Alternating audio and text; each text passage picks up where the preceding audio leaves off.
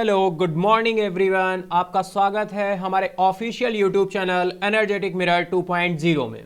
रोज की तरह आज फिर मैं आपके लिए लेकर आया हूं 20 जनवरी का करंट अफेयर्स। तो चलिए स्टार्ट करते हैं आज का करंट अफेयर। देखते हैं कौन कौन सी न्यूज़ हैं और किस तरह के एमसीक्यूज हैं। क्या हमें कुछ करने का क्या आता है, मोटिवेट हो जाते हैं। हमने कोई अपना फेवरेट सॉन्ग सुन लिया, तो जब हमने सॉन्ग सुन लेते हैं तो हमें बहुत ही एक एनर्जाइज हो जाते हैं, एनर्जी आ जाती है, एनर्जाइज फील करते हैं और फिर एनर्जी के साथ ही हम सारे काम अपने करने लगते हैं। मोटिवेशन देन कहीं से भी आ सकता है, एक्सटर्नल भी हो सकता है एंड इंटरनल भी हो सकता है। एक्सटर्नल इन द सेंस बहुत अच्छी कोई आपने मूवी देखी, तो मूवी आपने कहाँ से देखी, बाहर से देखी।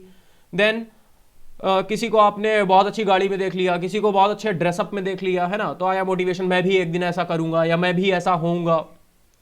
तो मोटिवेशन हमेशा एक्सटर्नली होता है, बाहर से आता है। देन यहां पर देखिए आपको इंस्पिरेशन लिखा दिख रहा होगा। इन मतलब इंस्पिरेशन, इंस्पिरेशन हमेशा अंदर से आती है, यानी कि इंस्पिरेशन ऐसा होगा जो आपके अंदर से आएगा, जो कभी हटेगा नहीं। मोटिवेशन रहता है, कुछ देर रहता है फिर चला जाता है, लेकिन इंस्पिरेशन जो आएगा वो हमेशा एक जैसा रहता है। इंस्पिरेशन रहता है, इंस्पायर हैं आप किसी से, तो इंस्पायर आप अंदर से है ना, कोई एब्स्ट्रैक्ट नाउन है यहाँ पे। तो इंस्पिरेशन जो रहती है वो इंस्पिरेशन हमेशा परमानेंट रहती है। देन मोटिवेशन परमानेंट नहीं होता, टेम्परेरी होता है। देन हम इस तरह से इसको समझ सकते हैं, जैसे मोटिवेशन क्या है, आपका बैलून है, बैलून में हाइड्रोजन या हीलियम हल्की गैसें भरी हुई हैं, तो जब तक वो गैस है तब तक वो बैलून क्या है, ऊपर जाएगा, और जैसे ही वो गैस निकली वैसे ही बैलून क्या अर्थ पे आ जाएगा। तो इसी वजह से मोटिवेशन एज वेल एज उसी तरह से होता है। इंस्पिरेशन देन अंदर से आती है, इंस्पिरेशन कुछ भी करने का या जो भी है इंस्पिरेशन आपके अंदर है। तो यहां पर देखिए कुछ लाइनें लिखी हुई हैं। उम्मीद कभी हमें छोड़कर नहीं जाती, जल्दबाजी में हम ही उसे छोड़ देते हैं। तो देन इसी के साथ, इसी पॉजिटिव वाइब्रेशंस के साथ हम आगे स्टार्ट करते हैं आज का सेशन। बढ़ते हैं एमसीक्यू की तरफ। देखिए फर्स्ट एमसीक्यू आपका आया है। फर्स्ट एमसीक्यू क्या बोल रहा है, लिखा हुआ है who has received the Skoch challenger award. Skoch Challenger पुरस्कार किसे मिला? फर्स्ट ऑप्शन है आपका नरेंद्र मोदी, सेकंड ऑप्शन है नवीन पटनायक, थर्ड ऑप्शन है आपका Arjun Munda and fourth option है धर्मेंद्र प्रधान। तो स्कॉच चैलेंजर पुरस्कार जो भी ये एमसीक्यू रहते हैं, ये रिसेंटली अभी हाल ही के दिनों से लिए जाते हैं। 10 से 15 दिन का, 10 से 15 दिन भी नहीं, 4 से 5 दिन का रहता है। पिछले दिनों के करंट एमसीक्यू इसलिए लेकर आते हैं जिससे रिवाइज आपका होता रहे, जो भी आपके करंट अफेयर चल रहे हैं उनमें रिवीजन की भी एक चीज बनी रहे। जैसे कि एग्जाम फ्रेंडली जो सीरीज मैं लेकर आया हूं, उस सीरीज का मतलब ही यही है, मोटो ही ये है कि एग्जाम फ्रेंडली हमें बनाना। तो एग्जाम फ्रेंडली हम कब बनेंगे, जब हम अधिक से अधिक क्वेश्चंस को सॉल्व करेंगे। तो हमारा जो फियर फैक्टर है वो धीरे धीरे क्या होता जाएगा, कम होता जाएगा। तो बताइए स्कॉच चैलेंजर पुरस्कार हाल ही में किसे मिला? तो बढ़ते हैं नेक्स्ट इसके आंसर की तरफ। Arjun Munda, the minister of tribal affairs Arjun Munda has received the coveted Skoch challenger award. जनजातीय मामलों के मंत्री अर्जुन मुंडा को प्रतिष्ठित स्कॉच चैलेंजर अवार्ड मिला है। तो सीधा सा टू द पॉइंट क्वेश्चन है कि स्कॉच चैलेंजर पुरस्कार किसे मिला? तो भाई अर्जुन मुंडा जी को मिला है। नेक्स्ट क्वेश्चन की तरफ बढ़ते हैं। नेक्स्ट क्वेश्चन है बहुत ही, नेक्स्ट क्वेश्चन बोल रहा है how many states have completed the ONORC system reform. अब ON और ORC क्या है, कितने राज्यों ने ONORC प्रणाली सुधार पूरा किया है? One nation one ration card, ठीक है। ONORC का यहां पे फुल फॉर्म है one nation one ration card. तो सीधा सा क्वेश्चन है कि भाई कितने राज्यों ने अभी one nation one ration card प्रणाली का जो सुधार था उसको लागू कर दिया है? कितने states? How many states have completed the ONORC system reform. Then हम बढ़ते हैं इसके आंसर की तरफ। तो सही आंसर है आपका 11। फर्स्ट ऑप्शन सही है आपका 11 स्टेट्स ऐसे हैं जिन्होंने one nation one ration card प्रणाली को पूरा कर लिया है। 11 states have completed the one nation one ration card reform. Tamil Nadu becomes the 11th state to complete the ONORC system reform. 11 राज्यों में one nation one ration card सुधार पूरा कर लिया है। One nation one ration card प्रणाली सुधार को पूरा करने वाला तमिलनाडु 11वां राज्य बना। तमिलनाडु वो 11वां राज्य है जिसने one nation one ration card प्रणाली को पूरा किया है। तो सीधा टू द पॉइंट क्वेश्चन है, सीधा से क्वेश्चन आएगा भाई कितने राज्यों ने one nation one ration card प्रणाली को सुधार को पूरा कर लिया है? 11 राज्यों ने पूरा किया है। 11वां राज्य कौन सा बना है? तमिलनाडु बना है। चलिए बढ़ते हैं नेक्स्ट क्वेश्चन की तरफ। तो नेक्स्ट क्वेश्चन रहा आपका ये, who has been appointed as the ambassador of India to Portugal? Portugal में भारत के राजदूत के रूप में किसे नियुक्त किया गया है? देखिए जैसे कि कल एक क्वेश्चन मैं डिस्कस कर रहा था कोई न्यूज, तो वहां पर बताया था कि भाई बात हो रही थी कुछ ना कुछ, तो वहां पर राजदूत की भी बात हुई थी, तो कहीं ना कहीं वो न्यूज में रहा होगा, तभी राजदूत वगैरह पूछे जाते हैं। ऐसे तो बहुत सारे कंट्रीज हैं, कहीं से भी कोई भी राजदूत पूछ लिया जाएगा, लेकिन इंपॉर्टेंट ये है कि हमें क्या फोकस करना है कि जो न्यूज करंट में रह रही है वहां से क्या क्या क्वेश्चंस बन सकते हैं मैक्सिमम। तो यहां पे सीधा सा क्वेश्चन है भाई, पुर्तगाल में भारत के राजदूत के रूप में किसे नियुक्त किया गया है? मनीष पांडे, सुधीर पाल, मनीष चौहान एंड सुमित खेर। तो सही आंसर क्या होगा? देन बढ़ते हैं इसके आंसर की तरफ। तो इसका सही आंसर है मनीष चौहान।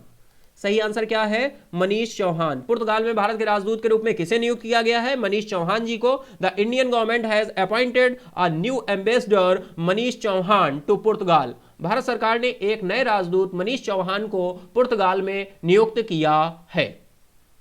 तो चलिए बढ़ते हैं नेक्स्ट क्वेश्चन की तरफ। तो नेक्स्ट क्वेश्चन रहा ये, Which country has launched the anti-warship ballistic missile at a simulated target in the Indian Ocean? किस देश ने हिंद महासागर में एक नकली लक्ष्य पर युद्धपोत विरोधी बैलिस्टिक मिसाइल को लॉन्च किया है? कौन सा ऐसा देश है जिसने हिंद महासागर में एक नकली लक्ष्य पर युद्धपोत विरोधी बैलिस्टिक मिसाइल को लॉन्च किया है? तो पहला ऑप्शन है ईरान, सेकंड ऑप्शन है इराक, थर्ड ऑप्शन है चीन और फोर्थ ऑप्शन है पाकिस्तान। तो बताइए सही आंसर क्या होगा? तो बढ़ते हैं इसके आंसर की तरफ। देन इसका सही आंसर क्या है? Answer A, Iran. Iran's paramilitary revolutionary guard conducted a drill, launched anti-warship ballistic missile at a simulated target in the Indian ocean. Iran ने अर्धसैनिक रिवॉल्यूशनरी गार्ड ने एक कवायद की, हिंद महासागर में एक नकली लक्ष्य पर युद्धपोत बैलिस्टिक मिसाइल का प्रक्षेपण किया। सीधा सा टू द पॉइंट क्वेश्चन है, तो सही आंसर क्या होगा इसका? ईरान। सही आंसर क्या होगा? ईरान। देन बढ़ते हैं नेक्स्ट क्वेश्चन की तरफ। तो नेक्स्ट क्वेश्चन है आपका ये, which country has held a massive drone manoeuvre across half the country? किस देश ने आधे देश में भारी ड्रोन युद्धाभ्यास किया है? कौन सा ऐसा देश है जिसने आधे देश में भारी ड्रोन युद्धाभ्यास किया? ऑप्शन है आपके, पहला ऑप्शन है USA, second option Pakistan, third option है चाइना एंड फोर्थ ईरान। तो बढ़ते हैं इसके आंसर की तरफ। तो सही आंसर है इसका answer D, Iran. Iran held a massive drone manoeuvre across half the country. पूरे देश में ईरान ने बड़े पैमाने पर ड्रोन युद्धाभ्यास किया है।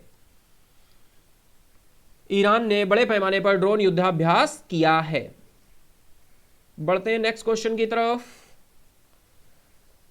यह क्वेश्चन आपका आ रहा है, Shri Rajnath Singh has unveiled the driverless metro car for which regional development authority?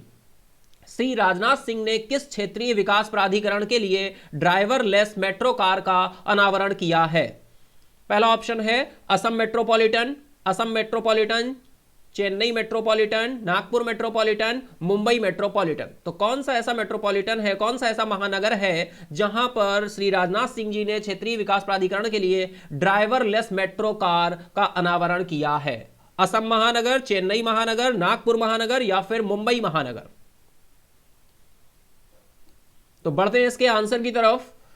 तो जैसा कि आप देख पा रहे हैं इसका सही आंसर है मुंबई महानगर। रक्षा मंत्री श्री राजनाथ सिंह जी ने मुंबई महानगर क्षेत्र विकास प्राधिकरण के लिए एक अत्याधुनिक ड्राइवरलेस मेट्रो कार का अनावरण किया। द रक्षा मंत्री Shri Rajnath Singh has unveiled a state of the art driverless metro car for Mumbai metropolitan region development authority. बढ़ते हैं नेक्स्ट क्वेश्चन की तरफ। तो नेक्स्ट क्वेश्चन आपका बोल रहा है, India's combat drone system is being developed under which project? Bharat के लड़ाकू ड्रोन सिस्टम को किस परियोजना के तहत विकसित किया जा रहा है? प्रोजेक्ट मोगुल, FMASAIA 90, कैट्स या प्रोजेक्ट ब्लू बुक? बताइए, बहुत ही अच्छा सा क्वेश्चन है, जितने भी आपके एग्जाम्स रहते हैं किसी भी एग्जाम्स में आ सकता है। देन भारत के लड़ाकू ड्रोन सिस्टम को किस परियोजना के तहत विकसित किया जा रहा है? बहुत ही कॉम्प्लिकेटेड क्वेश्चन नहीं है, टू द पॉइंट क्वेश्चन है। बढ़ते हैं आंसर की तरफ। तो इसका सही आंसर है cats. Cats. India's combat drone system is being developed under cats project. Bharat का लड़ाकू drone system CATS cats project के तहत विकसित किया जा रहा है। तो अब आपको यहां पर यह ध्यान रखना है कि जो भी लड़ाकू ड्रोन सिस्टम है, लड़ाकू ड्रोन सिस्टम को किस परियोजना के तहत विकसित किया जा रहा है? Combat drone system cats. किसके तहत? कैट्स के तहत। बढ़ते हैं नेक्स्ट क्वेश्चन की तरफ। तो नेक्स्ट क्वेश्चन है, which Indian was awarded the most excellent order of the British Empire award? किस भारतीय को ब्रिटिश साम्राज्य पुरस्कार के सबसे उत्कृष्ट आदेश से सम्मानित किया गया था? फर्स्ट ऑप्शन है आपका Shahid Kapoor, second option Chitra Sundaram, third option tiger Shroff, fourth option है राघव जुआल दक्षिण। राघव जुआल। तो इसका सही आंसर क्या होगा? तो देन बढ़ते हैं इस आंसर की तरफ। तो इसका सही आंसर है चित्रा सुंदरम। एशियाई नृत्य की सफलता और विकास में उनके योगदान के लिए चित्रा सुंदरम को ब्रिटिश साम्राज्य पुरस्कार के सबसे उत्कृष्ट आदेश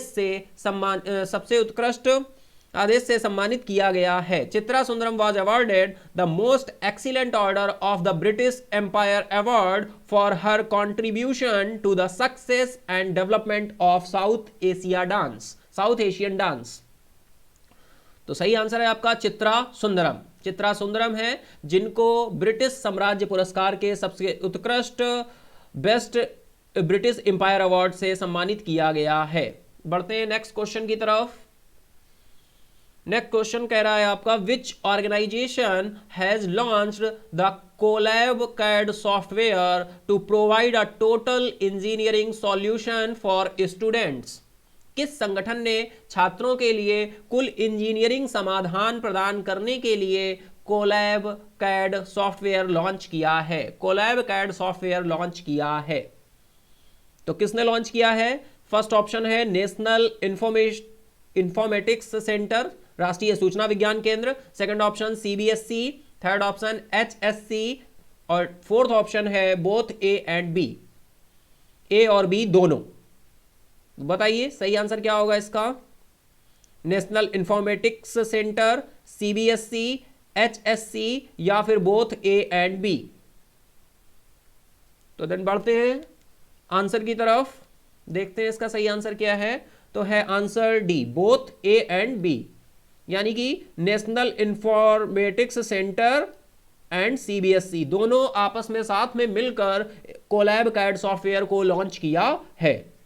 राष्ट्रीय सूचना विज्ञान केंद्र और केंद्रीय माध्यमिक शिक्षा बोर्ड ने छात्रों और इंजीनियरिंग ग्राफिक्स पाठ्यक्रम के संकाय के लिए कुल इंजीनियरिंग समाधान प्रदान करने के लिए कोलैब कैड सॉफ्टवेयर लॉन्च किया है। किसने? राष्ट्रीय सूचना विज्ञान केंद्र, NIC एंड CBSE ने।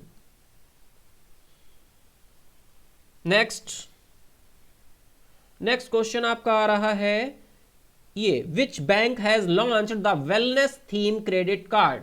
किस बैंक ने wellness theme credit card launch किया है? टू द पॉइंट क्वेश्चन है आपका, किस बैंक ने wellness theme credit card launch किया है?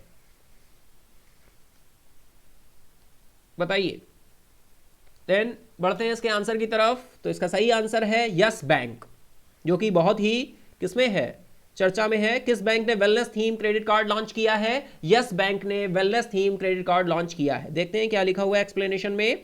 The Yes Bank has announced its partnership with Aditya Birla Wellness Private Limited to launch the Yes Bank wellness and Yes Bank wellness plus credit card. Yes Bank ने Aditya Birla Wellness Private Limited के साथ Yes Bank wellness और Yes Bank wellness plus credit card launch करने के लिए अपनी साझेदारी की घोषणा की है। तो यही 10 MCQ आज मैं लाया था, केवल 10 MCQ लाए थे। अब इसके बाद आज बहुत ही अच्छी अच्छी न्यूज़ हैं, देन उनको डिस्कस करते हैं। तो चलते हैं न्यूज़ की तरफ, बढ़ते हैं न्यूज़ की तरफ, देखते हैं कि पहली न्यूज़ क्या बोल रही है, पहली न्यूज़ क्या कहती है।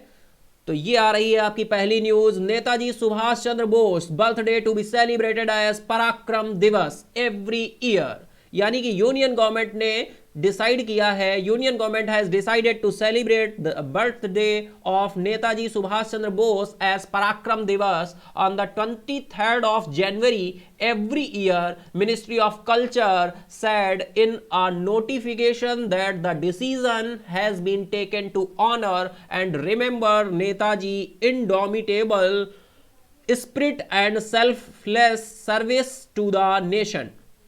न्यूज केवल इतनी सी है कि नेताजी सुभाष चंद्र बोस जी का जो जन्मदिन होता है वो हर साल पराक्रम दिवस के रूप में मनाया जाएगा, क्योंकि लास्ट ईयर इनकी 23 जनवरी को इनका बर्थडे होता है, उसको पराक्रम दिवस के रूप में मनाया जाएगा। ठीक है, पराक्रम दिवस के रूप में मनाया जाएगा। देखिए क्या लिखा हुआ है, केंद्र सरकार ने नेताजी सुभाष चंद्र बोस के जन्मदिन को अगले साल 23 जनवरी को पराक्रम दिवस के रूप में मनाने का निर्णय लिया है। अब ये निर्णय जो लिया है, निर्णय किसने लिया है, तो पूछा क्वेश्चन इस तरह से फ्रेम हो सकता है एग्जाम में कि नेताजी सुभाष चंद्र बोस का जन्मदिन पराक्रम दिवस के रूप में मनाने का निर्णय किस मंत्रालय के द्वारा लिया गया है। तो देखिए साफ साफ लिखा हुआ है आपका मिनिस्ट्री ऑफ कल्चर। किसने बताया? मिनिस्ट्री ऑफ कल्चर ने। संस्कृति मंत्रालय ने एक अधिसूचना में कहा है कि नेताजी की अदम्य भावना और राष्ट्र के प्रति निस्वार्थ सेवा को याद करने तथा और उन्हें याद रखने के निर्णय लिया गया है, जिनको 23 जनवरी को हम इनको याद करेंगे और सेलिब्रेट करेंगे, कॉम्मेमोरेट करेंगे। कॉम्मेमोरेशन है पराक्रम दिवस के रूप में। तो 23 जनवरी पराक्रम दिवस के रूप में मनाया जाएगा। क्वेश्चन फिर इस तरह से भी फ्रेम होगा कि भाई पराक्रम दिवस किस के बर्थडे पर मनाया जाता है, तो नेताजी सुभाष चंद्र बोस के जन्मदिन को पराक्रम दिवस के रूप में हम सेलिब्रेट करेंगे अगले साल से, नेक्स्ट ईयर से। ठीक है, कब से? नेक्स्ट ईयर से। अभी अनाउंस किया गया है नेक्स्ट ईयर से 23 जनवरी को हम पराक्रम दिवस के रूप में मनाएंगे। तो चलिए बढ़ते हैं नेक्स्ट न्यूज की तरफ। नेक्स्ट न्यूज आपकी आ रही है ये कि the अनुभवा मंटापा conceived originally by 12th century social reformer Baswana will spring back to life again with Chief Minister B.S. Yediyurappa laying the foundation stone for it। भाई ये फाउंडेशन स्टोन का जो है इनॉग्रेशन किया है B.S. येदियुरप्पा ने, फाउंडेशन स्टोन किया है land. The structure will come upon 7.5 acres of land and the construction is estimated to cost 500 crore. क्या है ये? देखिए मूल रूप से क्या है कि बोला गया है कि 12th सेंचुरी में जो भी आपका मुख्यमंत्री हैं B.S. येदियुरप्पा जी, उन्होंने जो संरचना बन रही है उसकी क्या रखी है? आधारशिला रखी है। मूल रूप से 12वीं सदी के समाज सुधारक बासवन्ना द्वारा कल्पना की गई अनुभा मतंपा। ये अनुभा मतंपा क्या है? ये वहां पर बन रहा है आपका अनुभा मतंपा। मुख्यमंत्री B.S. येदियुरप्पा के साथ फिर से जीवन की नींव रखेगी। यह संरचना 7.5 एकड़ भूमि पर आएगी और निर्माण पर 500 करोड़ रुपए के खर्च का अनुमान है। 500 करोड़ रुपए के खर्च का अनुमान है। तो ये आपका फाउंडेशन स्टोन जो है उसका इनॉग्रेशन कर दिया है B.S. येदियुरप्पा जी ने। नेक्स्ट बढ़ते हैं नेक्स्ट न्यूज की तरफ। नेक्स्ट न्यूज है आपकी the directorate general of civil aviation has accorded an aerodrome license for public use to Orvacle Greenfield Airport in Karnal. Orvacle is one of 50 low-cost airports proposed across the country to enhance air connectivity to remote areas by grounding no-frills facilities that are energy efficient with minimum security hold। देखिए बोला गया है कुछ ऐसे हवाई अड्डे होते हैं जो क्या होते हैं, मिनिमम सिक्योरिटी होती है, छोटे होते हैं, जितना रिक्वायरमेंट उनको होनी चाहिए उस तरह से वहाँ पर लैंड की रिक्वायरमेंट कम होती है, लैंड कम होता है वहां पर, तो यही बोल रहा है कि the foundation stone for the airport which is spread over 1000 acres was laid in June 2017 and inaugurated in January 2019 by then chief minister N Chandrababu Naidu. या हिंदी में देख लेते हैं क्या लिखा हुआ है। नागरिक उड्डयन महानिदेशालय डीजीसीए ने कुरनूल के ओरवाकल ग्रीनफील्ड हवाई अड्डे के लिए सार्वजनिक उपयोग के लिए एरोड्रम लाइसेंस प्रदान किया है। एरोड्रम लाइसेंस इनको क्या दे दिया गया है? एरोड्रम लाइसेंस प्रदान कर दिया गया है। ओरवाकल देश भर में प्रस्तावित 50 कम लागत वाले हवाई अड्डों में से एक है। जो ये हवाई अड्डा है 50 कम लागत वाले हवाई अड्डों में से एक है, जो न्यूनतम सुरक्षा पकड़ के साथ ऊर्जा कुशल नहीं है। न्यूनतम सुरक्षा पकड़ के साथ ऊर्जा कुशल नहीं है। 1000 एकड़ में फैले इस हवाई अड्डे की आधारशिला जून 2017 में रखी गई थी और जनवरी 2019 में तत्कालीन मुख्यमंत्री एन चंद्रबाबू नायडू ने इसका उद्घाटन किया था।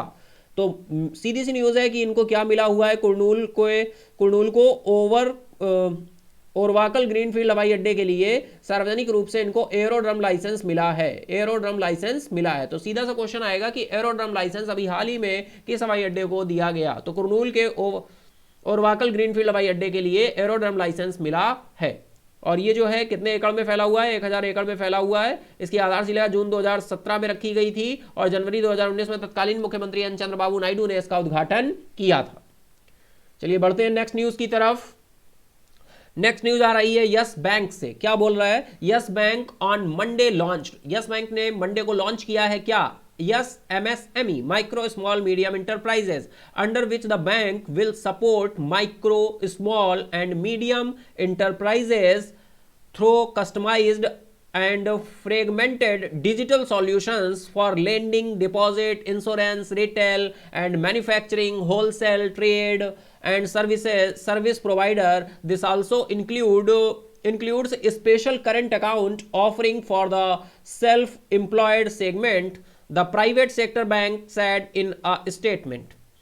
यस बैंक ने सोमवार को यस एमएसएमई शुरू किया है, जिसके तहत भाई बैंक क्या करेगा? सूक्ष्म, लघु और मध्यम उद्यमों में को उधार, जमा, बीमा, खुदरा और विनिर्माण थोक व्यापार के लिए अनुकूलित और खंडित डिजिटल समाधानों के माध्यम से समर्थन करेगा। और सेवा प्रदाता निजी क्षेत्र के बैंक ने एक बयान में कहा कि इसमें स्वनियोजित सेगमेंट के लिए विशेष चालू खाता प्रसाद भी शामिल है, कि चालू खाता प्रसाद भी शामिल है। तो एमएसएमई जो भी है उनको यस बैंक क्या करेगा? सपोर्ट करेगा। इसी के लिए उसने लॉन्च किया है क्या? यस एमएसएमई शुरू किया है। तो सीधा सा क्वेश्चन आएगा कि एमएसएमई के लिए अभी हाल ही में किस बैंक ने उधार जमा बीमा खुदरा और विनिर्माण थोक व्यापार के लिए अनुकूलित और खंडित डिजिटल समाधानों के माध्यम से समर्थन करेगा? कौन सा बैंक करेगा? यस बैंक करेगा। और एक और स्वनियोजित सेगमेंट के लिए विशेष चालू खाता प्रसाद भी शामिल है। चलिए इसी के साथ बढ़ते हैं नेक्स्ट न्यूज की तरफ। नेक्स्ट न्यूज आ रही है आरबीएल बैंक से। आरबीएल बैंक में क्या बोला गया है? देखिए सीधा सा न्यूज है यहाँ पे। RBL bank boards directors on Monday announced Vishweshwar Ahuja managing director for 3 years and approved reappointed as CEO. जो सीईओ हैं वो अपॉइंट कर दिए गए हैं फिर से। कौन से? विश्ववीर आहूजा जी को यहां पर अपॉइंट कर दिया गया है एमडी एंड मैनेजिंग डायरेक्टर के रूप में, प्रबंध निदेशक के रूप में। The bank said in a regulatory feeling that the reappointment is effective from 30 June 2021 to 29 June 2024. Ahuja 30 RBL MD and CEO bank since June 2010. Prior to joining RBL Bank, he was the MD and CEO Bank of America. ये MD and CEO Bank of America के रहे हैं India की तरफ से 2001 से 2009 तक। ठीक है, तो यही सीधी सी न्यूज़ है। आरबीएल बैंक ने निदेशक मंडल ने सोमवार को विश्ववीर आहूजा को 3 साल के लिए बैंक के प्रबंध निदेशक और सीईओ के रूप में नियुक्ति के रूप में मंजूरी दे दी है, जो कि आरबीएल बैंक में शामिल होने से पहले ये 2001 से 2009 के बीच कहां पे रहे हैं? बैंक ऑफ अमेरिका में एमडी एंड सीईओ के रूप में कार्य कर चुके हैं। तो ये भी बहुत ही ध्यान रखने की न्यूज़ है। बहुत ही डीप में क्वेश्चन आएगा तो कुछ इस तरह से पूछ सकते हैं कि भाई आरबीएल बैंक के जो अभी हाल ही में विश्ववीर आहूजा, या फिर इंटरव्यूज में इस तरह के क्वेश्चन सीधे से पूछ देते हैं कि विश्ववीर आहूजा अभी आरबीएल में आपके एमडी एंड सीईओ बनाए गए हैं, ये इससे पहले कहां पे थे? तो 2001 से 2009 तक इन्होंने बैंक ऑफ अमेरिका में एमडी एंड सीईओ के रूप में काम किया है। नेक्स्ट बढ़ते हैं नेक्स्ट न्यूज की तरफ। नेक्स्ट न्यूज आपकी जो आ रही है वो आ रही है soft power in India to Japan ambassador Suzuki Satoshi और foreign secretary Harshvardhan Shringla as part of the effort to promote on Monday cooperation between the government of Japan and Japan and the government of India, agreement for cooperation between the government of the Republic for proper operation on an infrastructure signed on of the system relating to specified skilled worker. देखिए skilled worker के लिए क्या हुआ है, India और Japan ने, भारत और Japan में क्या हुआ है, एग्रीमेंट साइन हुआ है, एमओयू साइन हुआ है, जो कि कुछ इस तरह से कि भारत में सॉफ्ट पावर, जापान के राजदूत सुजुकी सतोशी और विदेश सचिव हर्षवर्धन श्रृंगला, फॉरेन सेक्रेटरी कौन है, हर्षवर्धन श्रृंगला जी को बढ़ावा देने के प्रयासों के तहत सोमवार को जापान सरकार और भारत सरकार के बीच सहयोग के लिए एक बुनियादी ढांचे पर उचित संचालन के लिए सहयोग के समझौते पर हस्ताक्षर किए गए। निर्दिष्ट कुशल कार्यकर्ता से संबंधित प्रणाली के लिए, कौन सी प्रणाली है, निर्दिष्ट कुशल कार्यकर्ता, स्पेसिफाइड स्किल्ड वर्कर के लिए जापान गवर्नमेंट और इंडियन गवर्नमेंट के बीच क्या हुआ है, साइन हुआ है। हर्षवर्धन श्रृंगला, विदेश सचिव कौन है प्रेजेंट टाइम, हर्षवर्धन श्रृंगला। तो चलिए नेक्स्ट न्यूज की तरफ बढ़ते हैं। नेक्स्ट न्यूज आ रही है हेल्थ मिनिस्ट्री से। Union health minister doctor Harshvardhan of World Health Organization through video conference digitally presided over the 148th session of the executive board. Speaking on the occasion, Dr. Harshvardhan said that COVID-19 vaccine are being successfully produced in many countries and digital technologies are being adopted. केंद्रीय स्वास्थ्य मंत्री doctor Harshvardhan जी ने video conference के माध्यम से विश्व स्वास्थ्य संगठन के कार्यकारी बोर्ड के 148वें सत्र की डिजिटल रूप से अध्यक्षता की। इस अवसर पर बोलते हुए डॉक्टर हर्षवर्धन ने कहा कि कोविड-19 टीके कई देशों में सफलतापूर्वक उत्पादित किए जा रहे हैं और डिजिटल प्रौद्योगिकी को अपनाया जा रहा है। तो सीधी सी बात है कि भाई अभी सीधे से डायरेक्टली क्वेश्चन आएगा कि यूनियन मिनिस्टर हेल्थ केंद्रीय स्वास्थ्य मंत्री डॉक्टर हर्षवर्धन जी ने वीडियो कॉन्फ्रेंस के माध्यम से विश्व स्वास्थ्य संगठन के कार्यकारी बोर्ड के कौन सा सत्र था, 148वां 148वां सत्र था, उसकी डिजिटल रूप से अध्यक्षता की। 148वें सत्र की डिजिटल रूप से अध्यक्षता की है। किसने की है, केंद्रीय स्वास्थ्य मंत्री डॉक्टर हर्षवर्धन जी ने। चलिए बढ़ते हैं नेक्स्ट न्यूज की तरफ। नेक्स्ट न्यूज आपकी आ रही है डिफेंस से। देखिए बहुत ही यहाँ पे लिखा हुआ है complicated, defence research and development, ऐसा नहीं है, बहुत ही आसान न्यूज है। देखिए क्या बोल रहा है, defence research and development organisation यानी कि डीआरडीओ टुडे डीआरडीओ ने हैंड ओवर किया है, मोटर बाइक। देखिए यहाँ पे क्या लिखा हुआ है, मोटर बाइक एम्बुलेंस रक्षिता। बहुत ही टू द पॉइंट क्वेश्चन है। देखिए टू द पॉइंट क्या है, बहुत ही, मैं यहाँ पे ये देखिए DRDO defence research and development organisation today hand over motor bike ambulance Rakshita को इन्होंने, मोटर बाइक एम्बुलेंस है ये, जैसे कि नाम से ही क्लियर हो रहा है कि मोटर बाइक है, एम्बुलेंस रक्षिता, नाम क्या है Rakshita, to the central reserve police CRPF को क्या किया है, हैंड ओवर किया है। किसने किया है, डीआरडीओ ने किया है। ठीक है, डीआरडीओ ने सीआरपीएफ को हैंड ओवर किया है क्या, मोटर बाइक एम्बुलेंस रक्षिता को institute of nuclear medicine and allied science in mass Delhi based DRDO laboratory, जो दिल्ली बेस्ड डीआरडीओ लेबोरेटरी है उसने हैंड ओवर किया रक्षिता को a bike based casualty transport emergency vehicle to CRPF in a ceremony held at CRPF head office in new Delhi.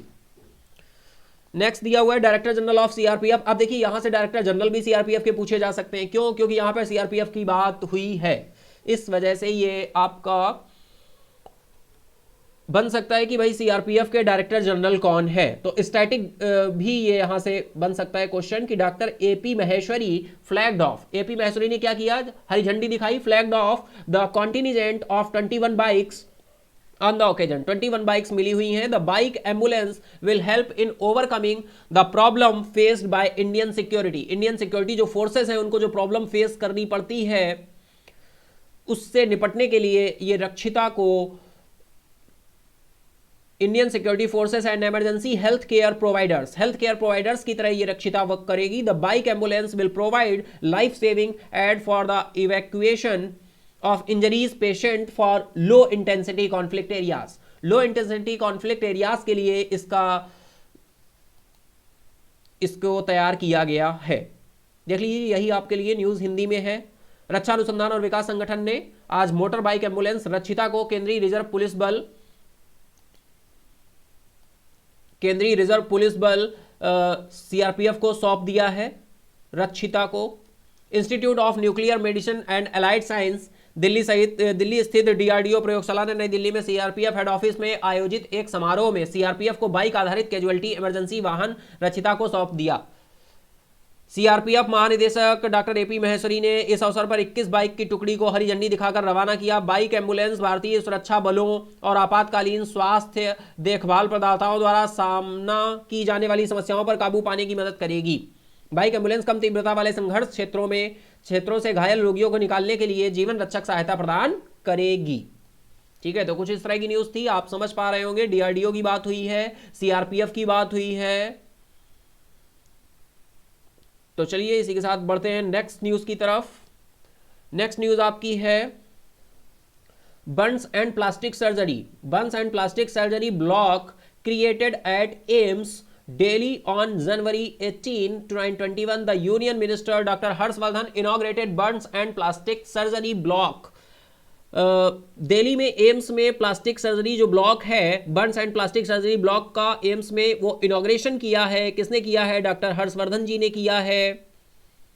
The unit will provide state of the art care in the field of burns management and research. The minister dedicated the block of Sushruta father of the plastic surgery. अब देखिए कितना अच्छा सा यहाँ पे question बन रहा है। आप देखिए यहाँ पे कि यहाँ पे बोला गया मिनिस्टर ने डेडिकेट किया है, डॉक्टर हर्षवर्धन जी ने डेडिकेट किया किसको? सुश्रुत को। और सुश्रुत को आप जानते हैं क्या बोलते हैं? Father of plastic surgery. यानी कि हमारे आयुर्वेद में जो भी था सुश्रुत अब इस तरह से डायरेक्टली ये एसएससी का क्वेश्चन बन जाता है कि भाई सर्जरी के जनक के रूप में किसको जाना जाता है। तो क्वेश्चन कहां से है? स्टैटिक से है, लेकिन ये क्या करंट अफेयर्स कहीं ना कहीं से रिलेट हो रहा है, या किसी ना किसी बात पे उन्होंने इसका जिक्र किया, सुश्रुत जी का नाम लिया उन्होंने, तो इस वजह से एसएससी या सीएचएसएल या रेलवे के लिए एक इंपॉर्टेंट क्वेश्चन के तरीके से आपका तैयार हो गया है। 18 जनवरी 2021 को एम्स दिल्ली में बर्न और प्लास्टिक सर्जरी ब्लॉक, केंद्रीय स्वास्थ्य मंत्री डॉक्टर हर्षवर्धन ने एम्स दिल्ली में बर्न और प्लास्टिक सर्जरी ब्लॉक का उद्घाटन किया। इकाई जल प्रबंधन और अनुसंधान के क्षेत्र में अत्याधुनिक देखभाल प्रदान करेगी। मंत्री ने प्लास्टिक सर्जरी के जनक सुश्रुत को ब्लॉक समर्पित किया। तो चलिए बढ़ते हैं नेक्स्ट न्यूज की तरफ। इसके साथ ही नेक्स्ट न्यूज आपकी आ रही है नेशनल रोड सेफ्टी मंथ।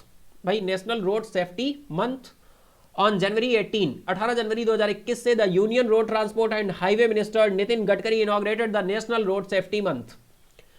सीधा सा है, राष्ट्रीय सड़क सुरक्षा माह 18 जनवरी 2021 को केंद्रीय सड़क परिवहन और राजमार्ग मंत्री नितिन गडकरी ने राष्ट्रीय सड़क सुरक्षा माह का उद्घाटन किया,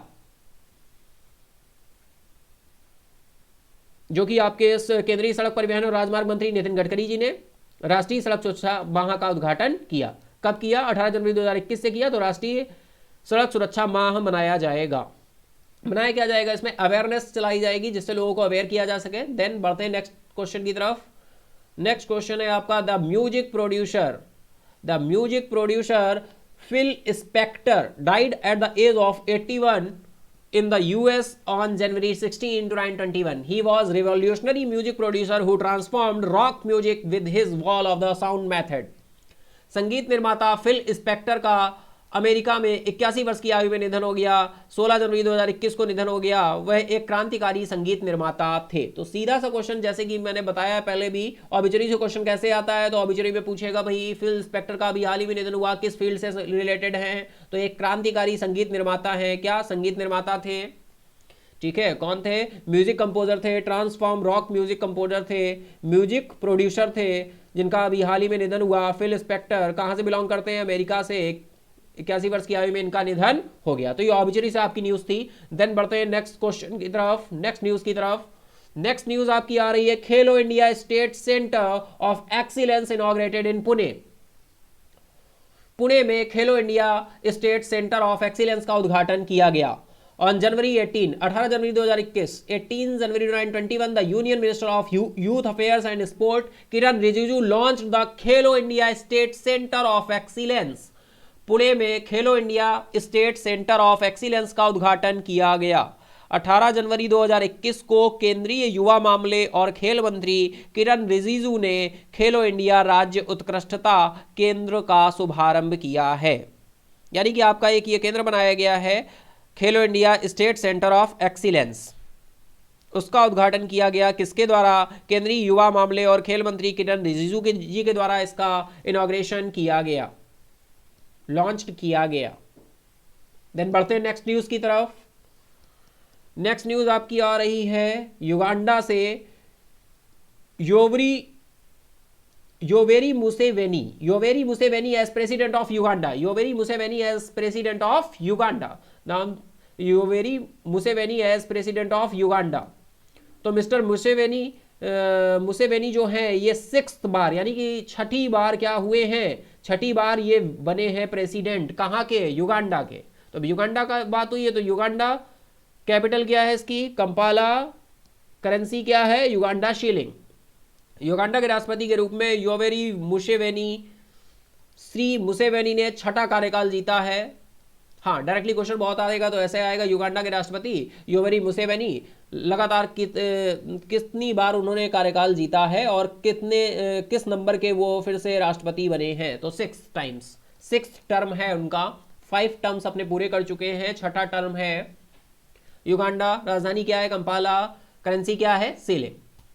देन तो ये थी आज तक की न्यूज, आज की न्यूज जो आपके करंट अफेयर सेशन में डिस्कस हुई। देन आगे बढ़ते हैं।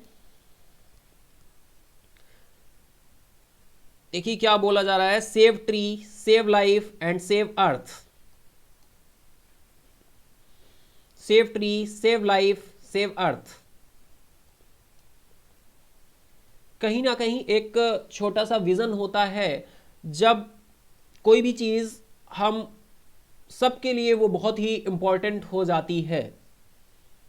तो ठीक उसी तरह से देन हमें एनवायरनमेंट को प्रोटेक्ट करना होगा, साथ मिलकर कुछ ऐसे कदम उठाने होंगे कि हम एक अच्छी दिशा में काम कर सके और हम अपने एनवायरनमेंट को प्रोटेक्ट कर पाएं। जैसे बॉडी हमारी होती है, बॉडी में कभी हमको फीवर होता है या कुछ भी होता है, तो बॉडी में फीवर क्यों होता है? किसी भी डिसीज से पहले या किसी भी बड़े रोग से पहले वो अपना सिम्टम देना शुरू करता है। अचानक से तो नहीं करता है ना, सिग्नल भेजता है। इसी तरह से एनवायरनमेंट है या अर्थ है, क्लाइमेट चेंज, देन और भी बहुत सारी चीजें जो एनवायरनमेंट में होती रहती हैं, उससे आप समझ सकते हैं कि क्या ये एक मैसेज है, सिग्नल है। जैसे फीवर होता है, कुछ होता है, बॉडी प्रोटेक्ट होती है, अपने आप क्या हो जाती है? सही हो जाती है ना। लेकिन क्या होता है, वो अपने सिग्नल्स भेजता है, या कोई भी डिसीज है अपना पहले से अपने सिम्टम्स दिखाना शुरू करती है। तो वैसे ही इन्वायरमेंट के लिए हमें कुछ ना कुछ कदम उठाने होंगे। अपने लेवल पे, छोटे से छोटे लेवल पे हम स्टार्ट कर सकते हैं और हमें करना चाहिए। Then next, increase our energy.